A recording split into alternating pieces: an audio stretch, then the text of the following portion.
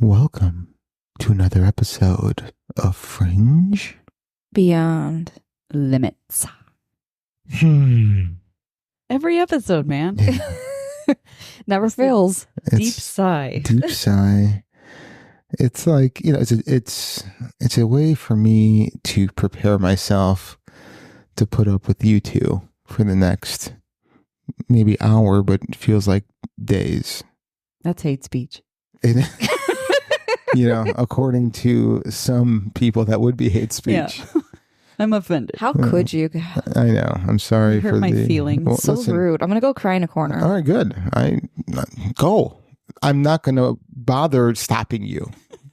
So I would like to start off because I don't think we've recorded for a couple weeks that we have actually not been in this makeshift studio spare bedroom of mine or exercise room that nobody exercises in.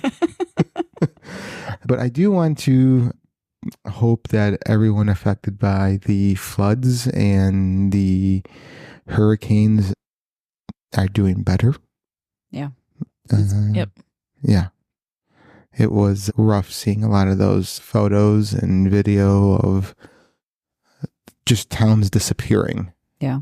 So I hate thoughts and prayers. So good vibes. Donate where you can. I think I donated like $20 to like whatever. Like I just see it on Just Facebook. some guy on the side of the street. Yeah, pretty much. He's like, hey, collecting for the flood. I'm like, Yeah. oh, here you go. Where's my tax document? Yeah, right. Yeah. Well, I mean, I'll see something that somebody else posted. I'm like, oh yeah, I should do that, and I'll just do it. And I don't remember what it's for, but I remember it was for people in the flood. I have some colleagues in Tennessee, and she was trapped in her house. Yeah. They had a curfew, like they couldn't get out. Like she showed me a picture of her bridge that gets into town. Dude, just washed away. Just no bridge. Yeah. Yeah. Like she sent me a picture of her Sam's Club. I mean, just empty. Just Wow. empty. The shelves, Yeah. not the parking. Yeah. Well, I mean, yeah. My question is, was there no toilet paper left? No, there wasn't. Oh. No, it was just like, That's why you go to Sam's and Costco. Toilet paper's the before first to go. flood. oh, well, yeah. Well, they weren't supposed to get flooded. Remember No, that? I'm just saying, you should always have a Costco or Sam's Club size Always. roll of toilet paper. Yeah. Cases of water. You know what I did during the pandemic when they were going through that whole toilet paper thing? Yeah. I put a 6-pack of toilet paper in my garage on the shelf facing out, just that's a power move for my neighbors. Yeah. Be like, You're just flexing on your neighbors. 100%. Be like, bitches, I got toilet paper. What do you got? You're going to be the first house to get robbed, and they're going to Not just with steal these your dogs. TV. Not with these dogs. No, they would actually greet the people. Yeah, but the way they go ape shit at first, they're going to get scared off. True. They're going to get scared off unless they're brave enough to come in. They're going to get scared off. So if your dogs aren't paying attention, because there's a couple times when I walked in the house and they didn't realize I was in the house. Oh, so. I know. They're fucking idiots. Oh shoot, someone's here. I know. Oh, Dad's well, gonna be so mad at me. woof, woof, woof, woof. So that was dog speech for. Oh shit. So yeah, I just wanted to pay a little tribute and send some good vibes to people affected by all the water. It's pretty wild down there. Yeah, I had a friend who they just had a newborn baby, and the hurricane hit like a couple days later. Obviously, and they're in North Carolina, and they had no water, no electricity. So fortunately, they were able to get out maybe about a week ago, and they have family still up here, so they were able to find refuge. But like a child, like a week old, no power, no water. Yeah, it's pretty intense. Yeah, it makes you wonder how like people in like the 1700s did it. Yep. You know, I mean, like that's just crazy. There goes Aunt Sally just floating down the river. Yeah, right. Bye. Guess she'll get a letter from Louisiana when she shows up. Right. All right. Next week we'll hold a seance, see if we can connect with her. Oh, we can't? Oh, she's still alive then. Oh, yeah. All right. Yeah. So, all right. That's good. We can all laugh about it. Yeah. Death and seances and damage and all the above. It's a circle of life. And missing toilet paper. Dude, flex. Dude, you know what else I did? I would wear like a hoodie, and where the bicep is, I would put a roll of toilet paper on each side and just flex, like for real flex. You're a dork. Why does that not surprise me? No, I did not do that, but I just thought of that as we were talking about. I can actually see you doing that. Yeah, flexing with toilet paper. You're one of those guys like, look at my 6-pack, and you have a 6-pack of like beer on tape to your stomach. Yes. So funny story. Our really good friends Dave and Karen, not Bellhead, Dave and Karen, but are my other friends. Oh. Funny enough, also Dave and Karen. When we first met them, we met them at a mutual friend's house playing. Oh, we were playing. What was that board game that had that? It was. There was like Play-Doh involved, and then there was drum. Cranium. Cranium, yes, yeah. Cranium. All right, we were playing Cranium, and it was 3 couples, and it was boys versus girls. The boys were beating the shit out of them. All right, and Karen, never met before, was sitting next to me, and the person whose house we're at, Ryan, he was a liquor distributor, so he would have these gatherings because wine would start going bad. And we're like, we have to drink all the wine before it goes bad. So like, it was literally 6 of us, maybe 15 bottles of wine because he just kept pouring, And so we were feeling really good. Karen was maybe a little over the limit, but she's like, oh my God, you're so funny. And she would punch me in the arm and like hard. Like it wasn't like it was hard and it was in the same spot. So like 3 hours of this, I'm looking at her husband. I'm like, dude, are you going to put your wife in line or am I going to have to slap her? I mean, what's going on here? Joking. But, like it was like, so that was that night we met him. Like a month later, the same couple had Molly and Ryan. They had a New Year's Eve party. So we all get invited. And so before Karen and Dave showed up, Molly and I ran upstairs and put those little pillows, like for like the couch, those little square pillows on my arms and then ace wrapped them. Oh, gosh. So when Dave and Karen showed up, like, hi Karen, I'm ready. So that was a fun time. How did we get here? I have no idea. We're talking about toilet paper. Toilet paper. Oh, yeah, okay. That's right. Yeah. So, all right. I think we do things that keep you up at night. Yeah. Yep. Yeah. All right. Who wants to go first this week, ladies? Mine's short. Like it's just so this week. So is mine. Mine is too.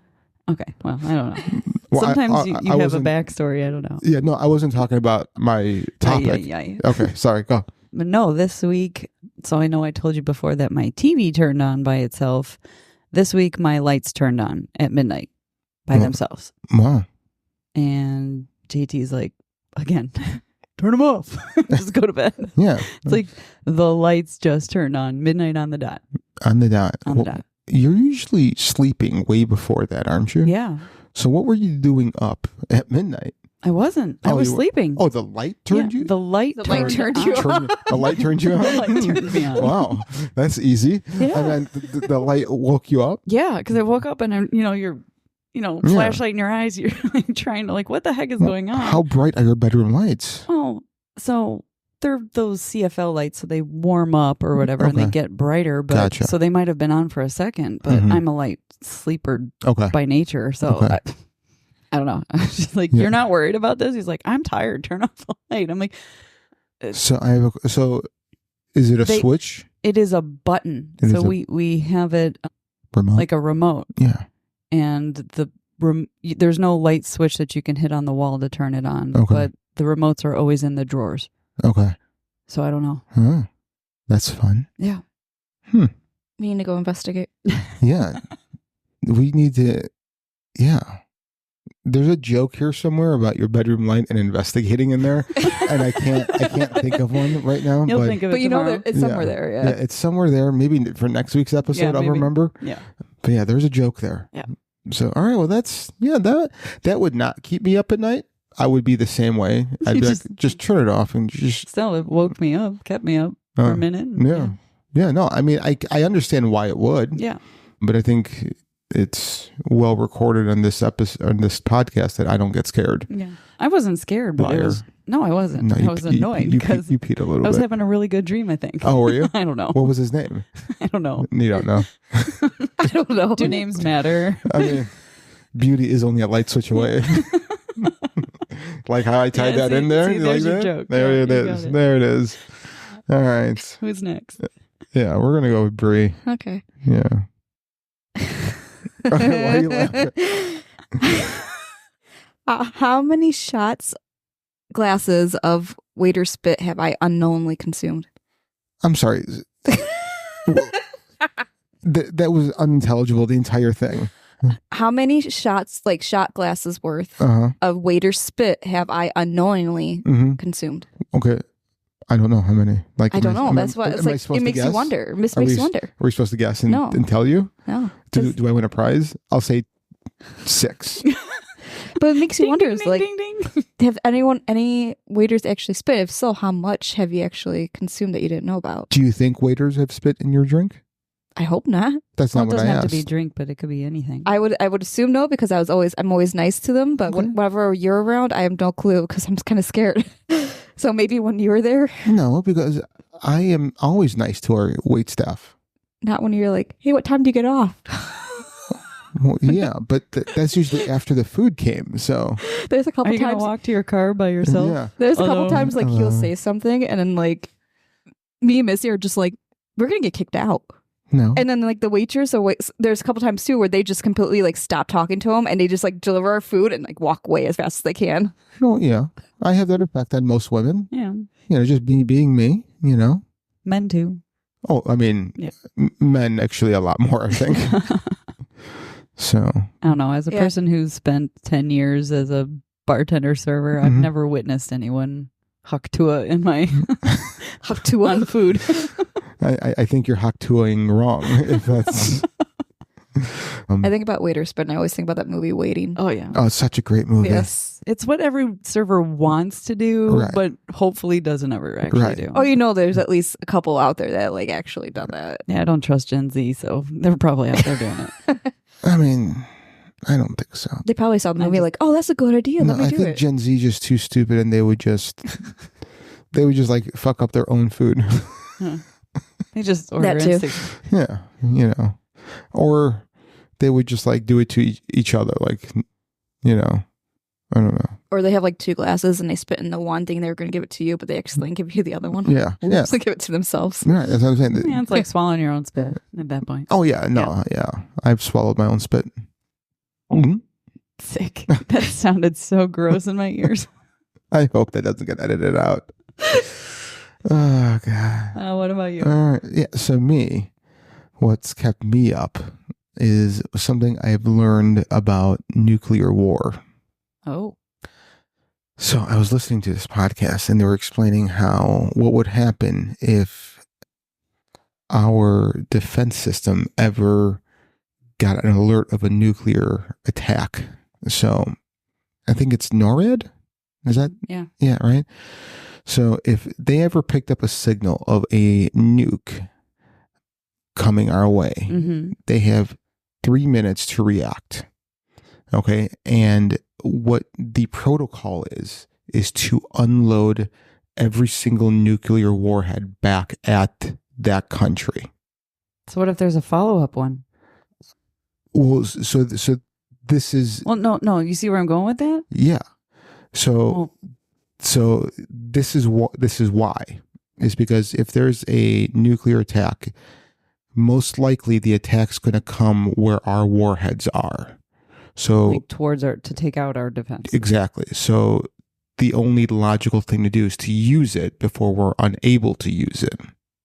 But like, what if 2 countries gang up? Like, let's just Yeah, say it's very Russia possible. shoots one. Right? And then China. And then we use all of our Yeah, arsenal, yeah. and then yeah, I mean, a day later, China throws one. right. It's very possible. But here's what really, I know. Here's what really messes is that let's say it's not Russia. Let's say it's China, North Korea. Sure. Our missiles are set up to fly over the North Pole. Okay, so it doesn't go around, it Mhm. goes around the Right, top. that's the shorter. Right. What country would it have to fly over to get to North Korea or China would be Russia. Mm-hmm. So Russia would think then that it's an attack on them from us. Yeah. They would then unleash theirs. It would be a whole cyclical... Whole fallout. Be like a chain of events. Because Right. what if Canada thought it was them going to them? So then they sent one out. And you only have 2 or 3 minutes to notify Russia and be like, hey, it's not for you. And number one. Number two, would they even believe it? Right. So that is what keeps me up at night. Jeez. Interesting. And then we're all going to end up looking like the oblongs afterwards. We're all going to be like the mole people in, what's that movie? The Time Travel Chair? Nope. It was a book first by Orson The wrong Welles. person. Oh. Oh. I have to Google it now. It was, oh my God. It was, why can't I think of it? The Time Machine. Right? Is that what it was called? I don't know. Gosh, you guys need to start doing more movies. Is it a movie that came out in 1960 or 2002? 2002, I think. Because there's the 13 chairs. I think it's the Time Machine. Okay. Yeah. That does not look familiar. No, it was a book, and then I guess it was a movie, and then it was remade into another movie, or just redone.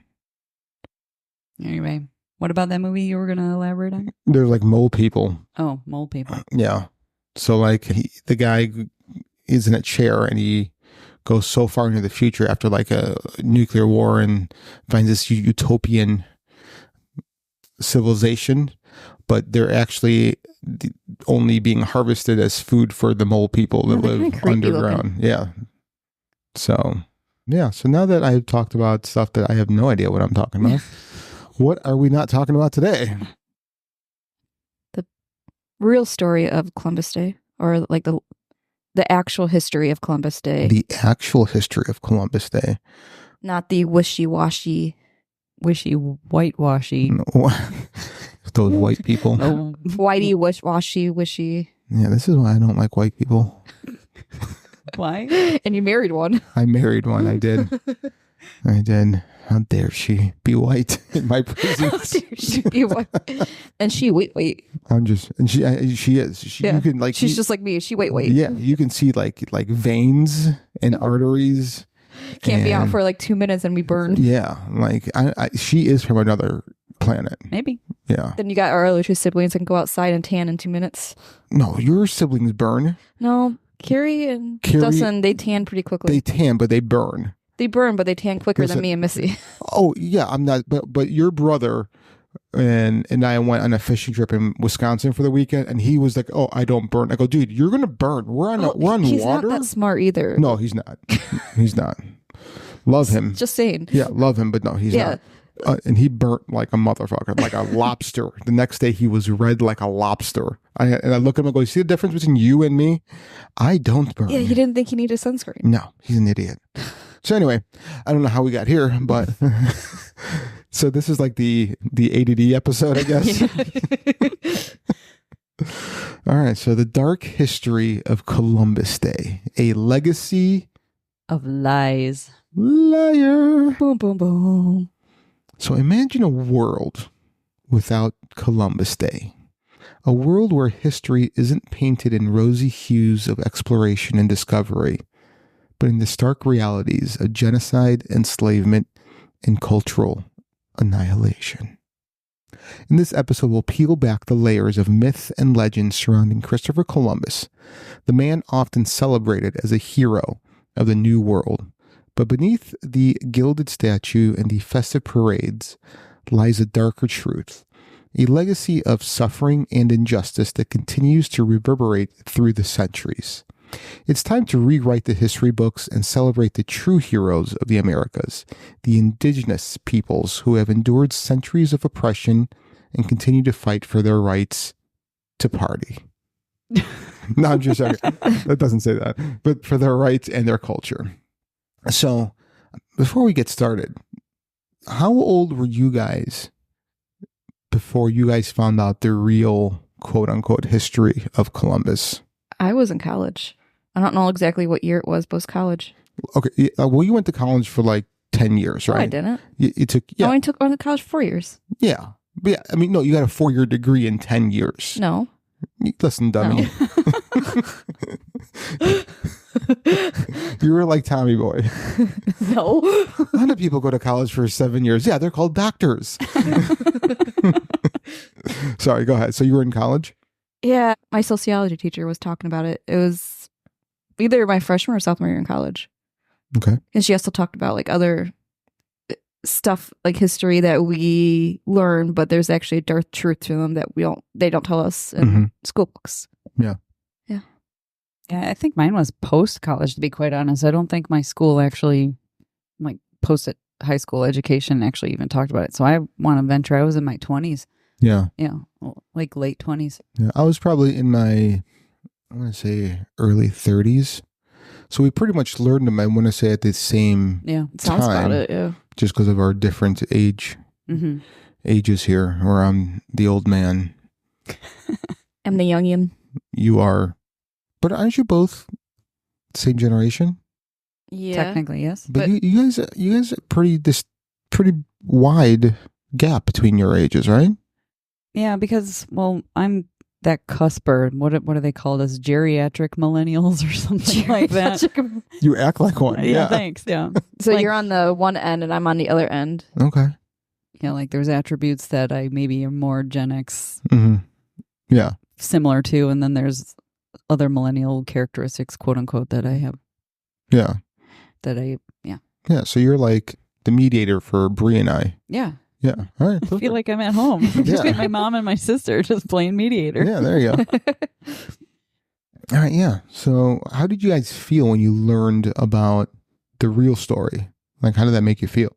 I honestly felt like I was lied to. Like, you believed one thing the whole entire time, and then you learned what exactly happened, and you're just like, why are we celebrating this? Mm-hmm.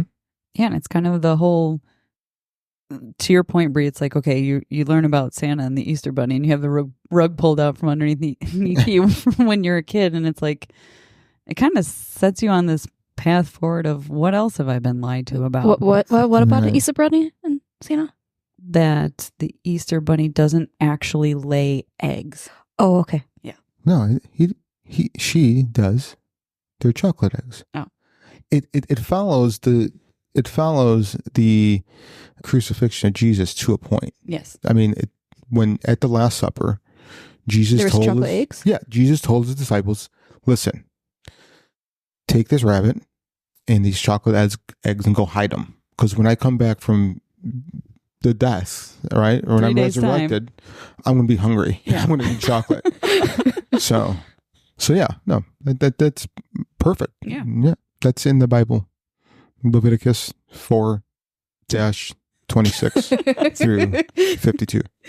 Yeah. Yeah. All right. Okay. So, all right. So let's start off with the whitewashed history most of us were taught in school. Columbus was born sometime between August 25th and October 31st. That's fucking awesome. That's like a long, like... Yeah, that's great.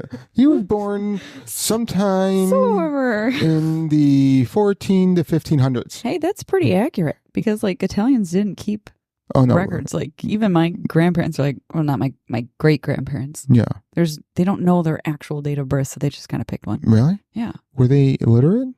probably. They grew up in the mountains and Well, sheep herders and not farmers. and not stuff. just sheep herders. Shush. That's right. Scotland got that from somewhere. From Italy? Sheep shaggers, yes. Yeah, they migrated from Italy. Italians taught them. Yeah. Okay. Yeah. Yeah. Yeah. It's Lonely in them, their mountains. It is. It is. Do you know why you always do that up by a cliff? No. Because the sheep push back harder. Jeebus. Can we? Sorry. So he was born between August 25th and October 31st in 1451 in Genoa, Italy. He was an explorer and navigator from the Republic of Genoa who completed 4 Spanish-based voyages across the Atlantic Ocean. Largely self-educated, Columbus was knowledgeable in geography, astronomy, and history. He developed a plan to seek a western sea passage to the East Indies, hoping to profit from the lucrative spice trade.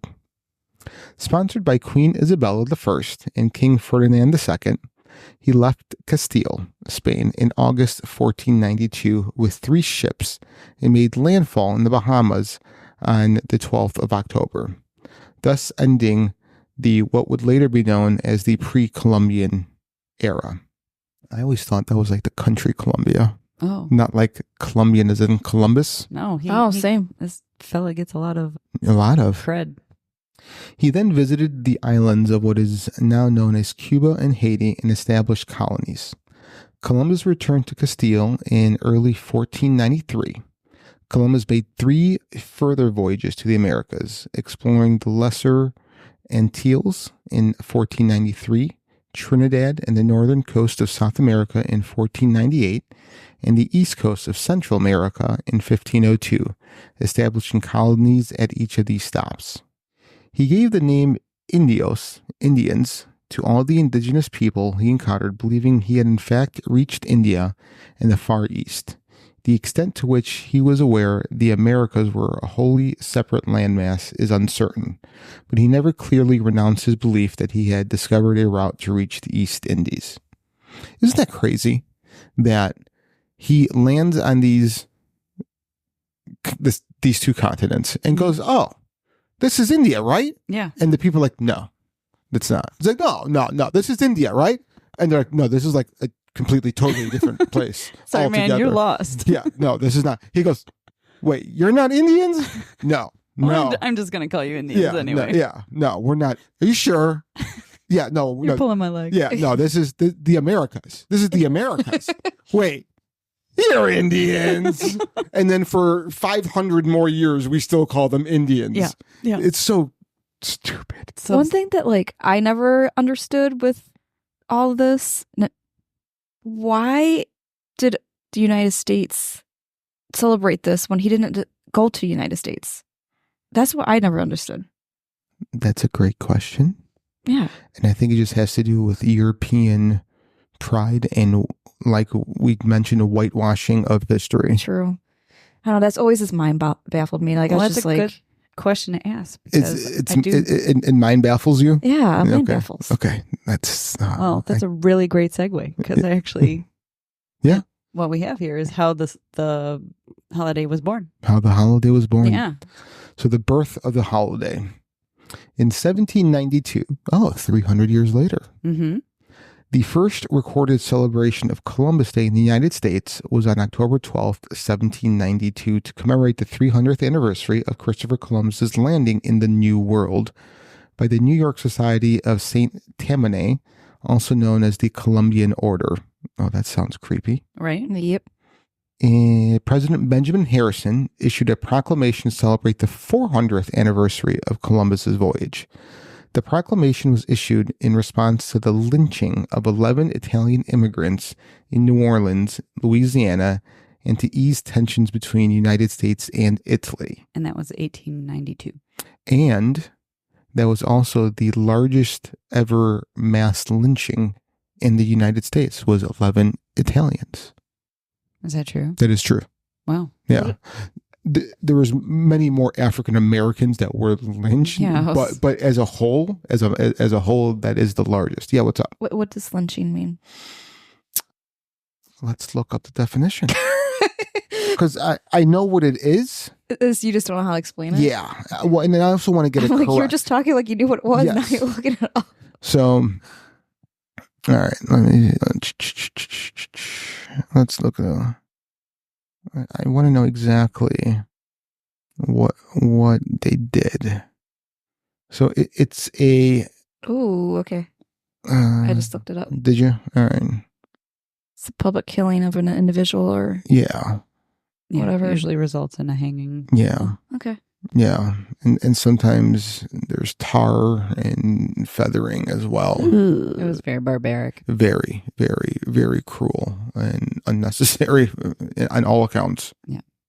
So that was in 1892. The concept of Columbus Day was conceived by the Knights of Columbus, a Catholic fraternal organization in the 1930s, because they wanted a Catholic hero. Congress passed a statute requesting the president to issue a proclamation each year designating October 12th as Columbus Day. And that was 1934. 1934. So they want it to be a national holiday when it has to do with religion? Correct. We have a thing that's the separation of church and state? Correct. Yep. Okay. Thanks for When you have clarifying. money and lobbyists, Right. anything can be. Pretty much, which is why we just need to eliminate lobbying, period. Mm-hmm. Or here's another idea. You have Congress people wear jackets like NASCAR and have patches of everyone that's Sponsors them. them. When Yes. they get their, yeah. Interesting. Yeah. So then in 1937, Columbus Day became a national holiday by presidential proclamation. In 1971, the holiday was moved from October 12th to the second Monday in October, and the rest has been history. So I hate Columbus. Already? Oh, I've hated him for years, but whenever they changed it to Indigenous Peoples Day, it was like 3-4 years ago. Recently, yeah. Yeah, very recent. Since I'm 100% Italian, I belong to these Italian groups on like Facebook. The outrage. Really? Oh my God. Oh. Well, maybe these people need to listen to this episode. Like, listen, you know me. When I'm right, I love being combative. I do not shy away from any fights. Even when I'm wrong sometimes, I'm going to fight till tooth and nail. Yeah. I had to stop because it was just so repetitive and just so stupid. Like, Basically wasn't going anywhere. no. I mean, like, not that I expected it would be, but it would just like always be someone new. And I'm just tired of having the same fight. Yeah. You know, but in the beginning it was so awesome. You can't reason with stupid. No, you can't. But I wanted to. All right. So the myth of Columbus. For centuries, Christopher Columbus has been portrayed as a brave explorer who discovered a new world. But this idealized image is far from the truth. Let's peel back the layers of myth and legend to reveal the real man behind the romanticized truth. The myth of Columbus as a heroic explorer is a dangerous one. It obscures the true nature of his actions and the devastating consequences for indigenous peoples. It's time to challenge this narrative and acknowledge the dark history of colonization.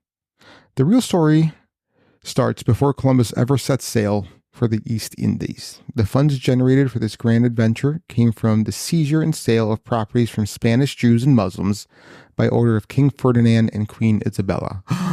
Oh, wait. Are you telling me that the Christians did more evil stuff back then? Shocker, spoiler. Yeah. Oh, no. And don't get me wrong, this is not all Christians. This is more the fundamentalism of Christianity. At that time period. And the church in general, not specifics to people. I just need to use that as a, not that I'm Catholic. And I'm going to keep saying I'm Catholic because it gives me a right to make fun of Catholics and talk out against them. And until the Pope says I'm not Catholic anymore, because he's the only one that could say I'm not Catholic and kick me out. So I suppose until then, I can say whatever I want about Christianity and Catholics. They're all idiots. So anyway, next, Columbus needed to recruit sailors to man his three-ship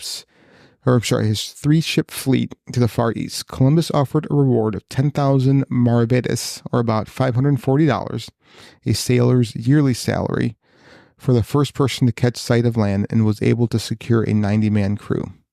When a sailor came forward in early October of 1492 and exclaimed he saw land, Columbus quickly retracted the reward he had previously offered and claimed the credit for himself by saying he had seen a dim light in the west first. When you first said that, my first thought was like, he's making other people do the work for him. And then you went on and said that he claimed the credit. I'm like, yep, he made the work people do the work for him. Yep. That's number one, that's an Italian for you. Number two, that's a piece of shit of Italian for you. So the movie Pocahontas, can't think of the bad guy's name. Oh.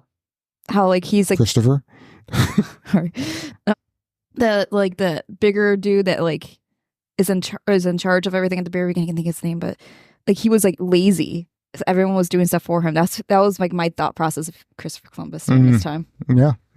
He just probably sat in his quarters Yeah. in the ships. Governor Ratcliffe. There you go. Yeah. I've never seen Pocahontas. Oh. I know. Sorry. So let's be real. Columbus's voyages were not driven by a noble desire to explore the unknown. His primary motivations were gold, glory, and religious conversion. He believed he could strike a deal with the Spanish crown, promising riches, resources, and the spread of Christianity in exchange for funding his expeditions. When Columbus finally reached the Americas in 1492, he was convinced he had landed in Asia. Upon arrival, Columbus and his expedition of weapon-laden Spaniards met the Arawaks, the Tainos, and the Lucayans. Impressed with the friendliness of the native people, Columbus seized control of the land in the name of Spain. Columbus's letters to the Spanish crown painted a rosy picture of his discoveries, exaggerating the riches and the ease with which he had conquered the land. The distorted narrative helped to solidify his reputation as a hero, but the reality was far more sinister. One of Columbus's writing regarding his initial encounter with the Arawaks that came to greet them noted the following: "They brought us parrots and balls of cotton and spears and many other things. They willingly traded everything they owned. They were well built, with good bodies and handsome features. They do not bear arms and do not know them. For I showed them a sword. They took it by the edge and cut themselves out of ignorance. They have no iron. Their spears are made of cane. They could have made fine servants. With 50 men, we could subjugate them all and make them do whatever we want." He also helped himself to some locals. In his journal, he wrote, "As soon as I arrived in the Indies, on the first island which I found, I took some of the natives by force in order that they might learn and might give me information of whatever there is in these parts." His encounters with these indigenous peoples were marked by misunderstanding, violence, and exploitation. He believed he could enslave them and force them to convert to Christianity. His treatment of the indigenous people were brutal, and his actions set the stage for centuries of oppression and suffering. The Santa Maria, Columbus's flagship on its first voyage to America, ran aground by hitting a reef, because he's an idiot, off the Haitian coast, after the steersman and cabin boy fell asleep while Columbus was napping around Christmas in 1492. That's awesome. Told you he's lazy. He's lazy. The Arawaks worked for hours to save the crew and cargo. The ship sank the following day. In the days that followed, Columbus ordered his men to force the natives to strip the ship's timbers to build him a fort on the island. After several months in the Caribbean on January 13th, 1493, 2 natives were murdered during a trade gone wrong. Columbus, who had otherwise described the natives as gentle people, wrote, "They are evil, and I believe they are from the island of Caribe, and they eat men." He also described them as savage cannibals with dog-like noses that drink the blood of their victims. It was journal entry that led to the Caribbean cannibal story that was and still is taught as fact in some of today's schools. So one of his speculations turned into factual history just because he was pissed off at them. That's crazy. Don't understand why we ever celebrated this person. I know. And it gets worse. I mean, it just makes no sense. And how, like, the Catholics chose this as a hero? Oh, yeah. Because we're stupid. I mean, listen. For a religion that doesn't believe in ideology and blood sacrifice, we wear crosses, we pray to the saints, and we follow the story that God gave himself to himself as a blood sacrifice. Right. And we pretend like the wine is a blood during... Oh, no. Yeah. Oh, no. In right? Catholic teach, we are taught and truly believe that at that moment of consecration that the wine actually turns into the blood of Jesus. It's not just a belief. It's I can't remember. Transmissions. I don't know. It's got a technical Catholic-y term, but that it physically becomes his blood and his body. Yeah. It's believed that it not truly, a representation. Yeah, right. Crazy. So everyone's practicing cannibalism. Okay, and necromancy. I mean, to everything that it teaches against, it practices. Right. Anyway, squirrel, ADD episode. When Columbus left the islands and returned to Castile, Spain, in early 1493 to bring back with him the spoils of his conquests, he also brought with him captured and enslaved natives. He left 39 of his men behind to keep an eye on things and ensure further progress. These 39 men also helped themselves to the native women. I mean, that was going to happen because they're just when the cat's away, fucking assholes. Columbus reports of having a plethora of natives for slaves, rivers of gold, and fertile pastures, calls Queen Isabella and King Ferdinand to endow Columbus with 17 more ships and approximately 1,200 to 1,300 men. He was told to return to the islands and send back his riches. When he arrived back to the islands later on in 1493, he discovered all of his men were dead. Enraged with an army at his disposal, murder, rape, and pillaging became rampant and well tolerated by Columbus. This is supported by a reported close friend of Columbus, Michel de Courneuil, who wrote the first disturbing account of a relation between himself and a native female, a gift given to him by Columbus. While I was in the boat, I captured a very beautiful Carib woman, who they said Lord Admiral gave to me, and with whom, having taken her into my cabin, she being naked according to their custom, I conceived desire to take pleasure. I wanted to put my desire into execution, but she did not want it, and treated me with her fingernails in such a manner that I wished I had never begun. But seeing that, to tell you the end of it all, I took a rope and thrashed her well, for which she raised such unheard of screams that you would not have believed your ears. Finally, we came to an agreement in such manner that I can tell you that she seemed to have been brought up in a school of harlots. That is disgusting. Right. Holy shit. All right. Stressed and probably overwhelmed at being called on the carpet, Columbus now had to deliver on his claims to the monarchies. I said that on purpose like that. Monarchies instead of the monarchs. I did that on purpose. And things got much worse for the natives. Over the next few years, Columbus was desperate to fulfill those promises. Hundreds of native slaves died on their way back to Spain, and gold was not as bountiful as expected. He enslaved countless indigenous people, forcing them to work in gold mines and on plantations. He also instigated wars between rival tribes, pitting them against each other for his own benefit. Columbus's documented brutalities against indigenous peoples are extensive. Some of the recorded atrocities include the following.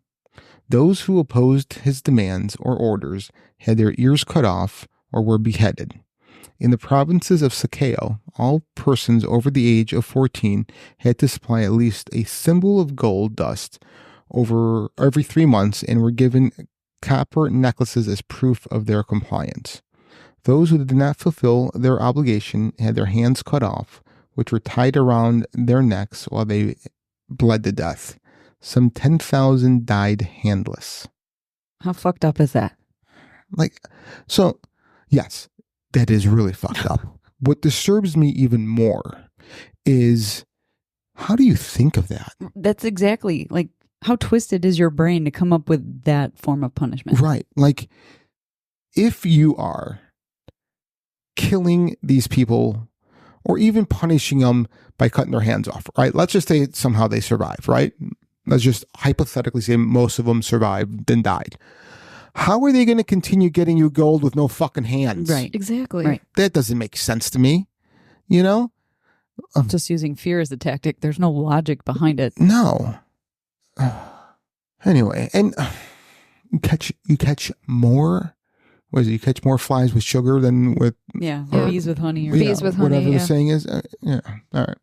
There have been several reports that the Spaniards would hold contests to test the sharpness of blades on native people by cutting them in half or beheading. Jesus Christ, or beheading them.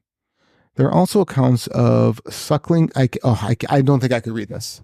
I know, it's really bad. I'm telling you, it's bad. This is okay. He's a bad person. All right. I don't know. I don't know what's next, but if you guys are sensitive to this, please use caution. Skip ahead 15 seconds or something. If you're listening, is advised. There are also accounts of suckling infants being lifted from their mother's breasts by Spaniards, only to be hurled headfirst into large rocks, while still other reports of cruelty and murder include throwing natives into vats of boiling soap. In the early years of Columbus's conquest, there were butcher shops throughout the Caribbean where Indian bodies were sold as dog food. There was also a practice known as the Monteria Infernal, the infernal chase or manhunt, in which Indians were hunted by war dogs. These dogs, who also wore armor and had been fed human flesh, were a fierce match for the Indians. Live babies were also fed to these war dogs as sport, sometimes in front of the horrified parents. In addition to putting the natives to work as slaves in these gold mines, Columbus also sold sex slaves to his men, some as young as 9. Columbus and his men also raided villages for sex and sport. In the year 1500, Columbus wrote, 100 castellanos are as easily obtained for a woman as for a farm, and is very general, and there are plenty of dealers who go about looking for girls. Those from 9 to 10 are now in demand. The indigenous peoples were not passive victims. They desperately tried to resist Columbus's attempts to subjugate them, but their resistance was met with overwhelming force. Columbus and his men engaged in brutal warfare, slaughtering countless indigenous people and destroying their villages. Bartolome de las Casas, a former slave owner who became a bishop of Chiapas, described these exploits. Such inhumanities and barbarisms, thank you. Wasn't even starting it off correctly. It's okay. Barbarisms were committed in my sight as no age can parallel. My eyes have seen these acts so foreign to human nature that now I tremble as I write. In 2 years' time, approximately 250,000 natives were dead. Many deaths included that of the natives choosing mass suicide by intentional poisonings or mothers killing their babies to avoid further brutality and persecution. Like they thought death was the better option. Yeah. It's so sad. I can't even... To like have to go to that as like a mother, like it's just heartbreaking. I know. I want time travel to be real. I will go back and beat the shit out of Christopher Columbus. And then, actually, you know, I would bring him here. I would bring him to the current. I would put him in the hospital, wait for him to get out, put him back in the hospital, and I would just keep doing this cycle over like and over the again. Bloody Benders where Yes. the guy was revived multiple times. Yes, Yeah. that's exactly what I would do to this motherfucker. Or you just release him to the masses. Hey, woke America. Here is... Are you kidding me? Do you think they would hug him, or do you think that they would attack him? I think there would be meetings about it, and there will be people calling for his head, and then there would be people saying, you know, he's fine. Everybody deserves a second chance. Yeah. Well. And like I've said before, some people don't belong to be on this earth. Yeah. You know. So, all right. After a multitude of complaints against the colonial governor regarding his mismanagement of Hispaniola, a royal commissioner arrested Columbus in 1500. He was removed from his post and brought back to Spain in shackles to face the crown of Castile. He was subsequently stripped of his governor title, but that didn't last long.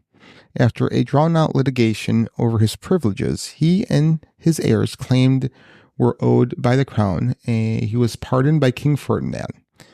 The king then went to subsidize a fourth voyage in May of 1502 after getting stranded in Jamaica for over a year due to a hurricane and ship damage.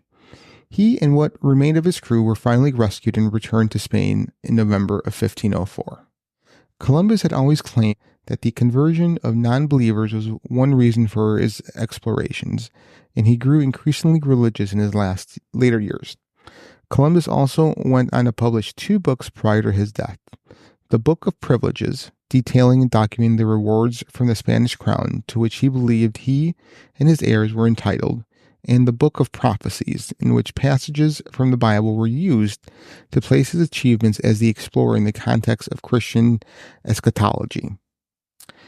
In his later years, Columbus demanded that the crown of Castile give him his 10th of all the riches and trade goods yielded by the new lands. On 20th May 1506, aged 54, Columbus died in Valladolid, Spain. After his death, his heirs sued the crown for part of the profit from the trade with America, as well as other rewards. I wish he would have died, like, I don't know.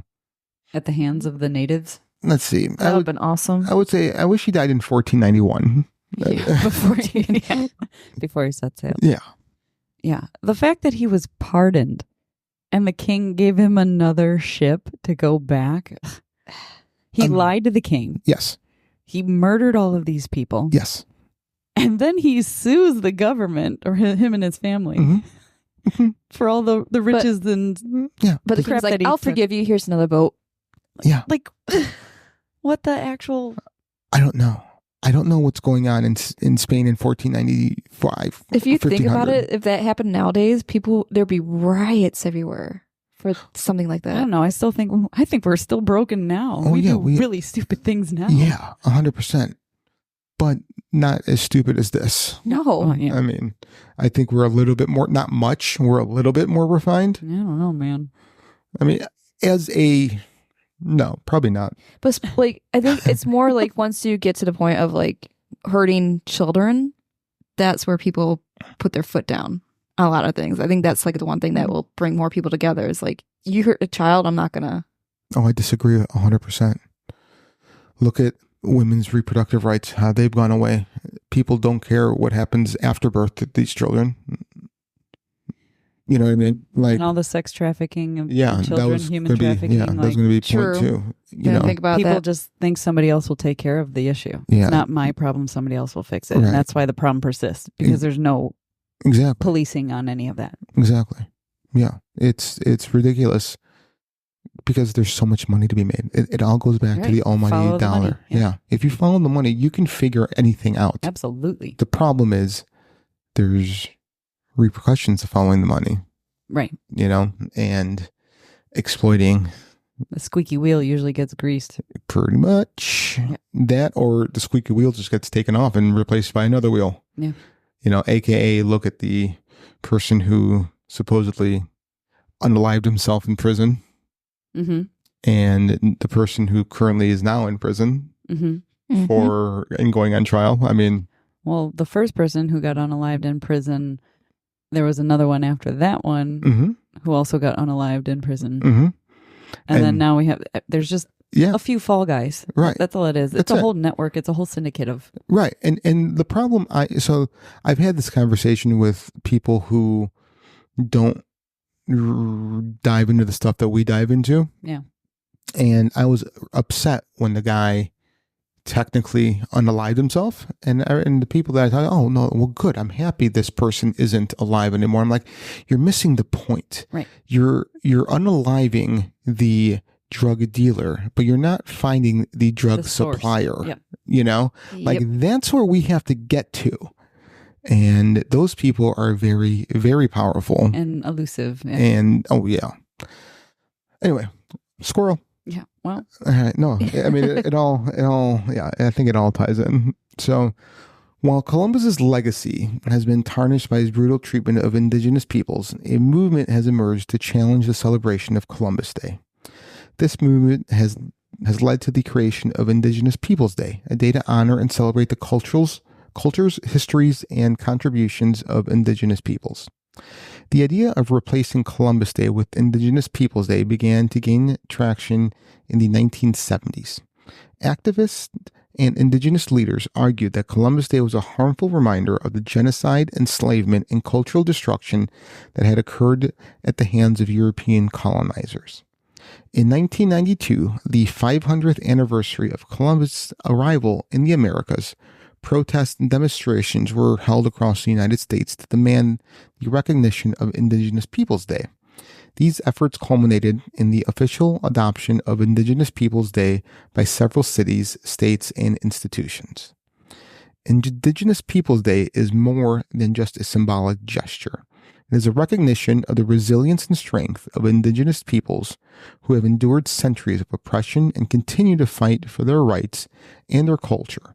It is a celebration of their contributions to society, from their knowledge of traditional medicine and agriculture to their artistic expressions and spiritual traditions. The movement to replace Columbus Day with Indigenous Peoples Day is ongoing. As more and more people become aware of the dark history of colonization, the momentum behind this effort continues to grow. Indigenous Peoples Day is a reminder that we must acknowledge the past, learn from our mistake, and work towards a more just and equitable future for all. So, this is an issue I have with people, is that some people and certain states have already passed this as law, that there are certain topics that can't be taught in school. A lot of it has to do with the American history of slavery. Yeah. And I disagree with that a lot, because you're wiping out a huge part of history that made this country into what it is today. It was wrong. Mm-hmm. It was horrible. And it's something that we need to keep in the forefront of our minds and our mentality, because it has changed the trajectory of so many different people's lives. Right. And instead of avoiding the topic altogether, why aren't we telling? I mean, I understand age appropriate. Like, you don't have to go into the details that we did here with Columbus, but talk about what really happened. Right. Both sides of the story. Right. Right. Don't just remove it completely, banning books and stuff like that, and removing topics and shadow banning people on the internet for talking about it. Trying to cover it up. Right. If you act like it never happened, you're just doomed to repeat the same thing. We learn from our history. That's a phrase that we've That's learned the whole from a point young of age. learning history. Right. Right. I agree with all of that. I mean, it's amazing that in the land of the free, you can't read a certain book. Right. You know, we were going to say. No, I was like, so that means like we can't learn about World War II, about all the brutality that happened then. So this is all the wrong things that happened then. Like, so this is what's fascinating. I'm not sure if any of you have ever been to Germany. No. Neither have I. But for work, my aunt and her husband did. I think they were in Berlin. There are stones and plaques everywhere. It's not just in Germany. They're all over Europe. All over Europe, right. The memorial plaques? Yeah, more of this person died here, right. This person died there. And it's taught extensively in schools there. So to keep it in the forefront to where it's just never repeated. Mm-hmm. You know, I don't care if it makes a 12-year-old feel bad about themselves because their heritage is wound up in, you know, slavery, you know, that his ancestors did that. Well, okay, that's good. It's okay to feel bad. We live in a society that you're not allowed to feel bad anymore. It's okay to be sad at times. Right. It's not okay to be sad all the time, but it's okay to acknowledge the emotion, accept it, and then think it, because you're right. learning something from this right. emotion. They're basically learning sympathy, like sympathy, empathy, anything. I mean, what are we're trying to like turn ourselves into like this, I don't know, like this utopian. Right. And you know what happens to utopias eventually? They go crazy. And they eventually crash and implode. Right. So, you know, I mean, I don't know. But anyway, I think all this should be taught. I think this should all be part of the essence right. of this country. This is who you are. This is how we all came to be. This is how this country got to where it's at. Right. Good, bad, or indifferent. This is where it is. It's the truth. And you want to know why things are messed up today? This is where we came from, and this is how far we've come or not come. Right. Yeah. And people that say, well, this is also, it drives me crazy. People will be like, well, I just don't feel that way. Well, you know what? Your feelings have nothing to do with fact. With what actually happened. Yeah. This is factual information. There's no I agree or don't agree with it. It's a fact. It's right. 1 + 1 = 2. Guess what? Yeah. I think it's 3. Oh, well, you're an idiot. Yeah. Okay, you're just stupid. And you should not be in this world anymore. I mean, so I think I'm saying I am anti-Columbus. I think that's clear. Is that clear enough? I think we all should be. No, I'm still trying to question your judgment over there. Well, yeah. So still trying to figure it out. Yeah. I mean, do I need to be any clearer? Like, should I write a poem? Maybe. I think you need to like tattoo it across your forehead. Roses are red, violets are blue. Columbus was an ass. Boo fucking who? Hey, I like that. Hey, right? Yeah. That was right off the dome. We Right should there. copyright that. I can't. It's already in public. Dang it. I know. Oh, well. Well, we've explored the dark history of Columbus Day, the myth of Columbus as a heroic explorer, and the rise of Indigenous Peoples Day. It is a complex story filled with pain, suffering, and injustice. As we reflect on this history, it is important to remember that the past is not simply a collection of facts. It is a living force that shapes our present and our future. By understanding the dark history of colonization, we can better appreciate the struggles and triumphs of Indigenous peoples. But understanding is not enough. We must also take action. We can support Indigenous rights, organizations, advocate for the policies that protect Indigenous lands and resources, and educate ourselves and others about the history of colonization. By doing so, we can contribute to a moral, just, and equitable future for all. The story of Columbus is a reminder that history is not always written by the victors.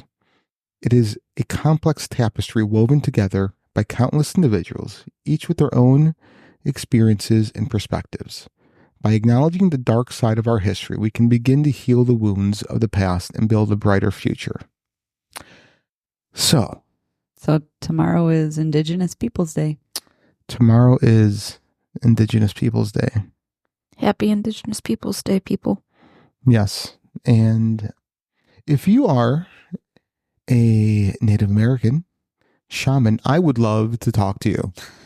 I have been saying that for a long time, and I just want to learn more from you. That's all I got about that. Yeah, I think I said enough. Yeah, you said about everything else, but I kind of want to throw that out there because I would like to have an open, like, not even for the podcast. It's actually just for my own personal knowledge and curiosities, I guess. So, anything else from you two ladies? Is there anything else you guys want to add, say, touch? I don't know. Yeah, if you like the dark history, we're happy to do more. Let us know. Shoot us an email. Mm-hmm. Give There's us a lot more suggestions. history to uncover. Mm-hmm. Yeah. What she said. Do you want to add anything to that, Brie? No. You are a person of no words. It's okay. Of one word, actually. You're a person of one word. No. No, and yay, and hi, and. God, I fucking hate you. No, you don't. Okay. Yeah. Anyway, thank you for listening to Dark History. Yeah, Columbus's dark history. A legacy of love. Happy Indigenous Peoples Day to everyone. And thank you for listening to Fringe Beyond Limits.